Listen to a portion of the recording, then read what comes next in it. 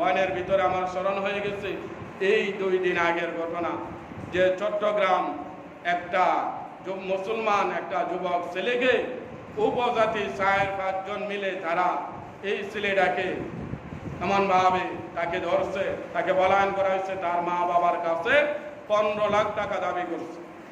তো তারা এমন অসহায়, 2 লাখ টাকা দিছে, দেখলাম তারা মানে নাই। 2 লাখ টাকা দিছে, বলছে আপনার ছেলে আপনার বাড়িতে চলে যাবে, কিন্তু ওই ছেলেটাকে ছাড়াও নাই, তাকে হত্যা করে 4-5 জন উপজাতি তাকে এমনভাবে তরকারি রেঁধে তাকে পুরা লাশটাকে ফেলছে, শুধু আড্ডি বাকি।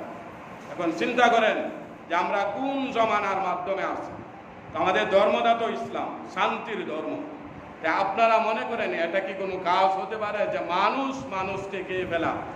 এটা তো সম্পূর্ণ হারাম।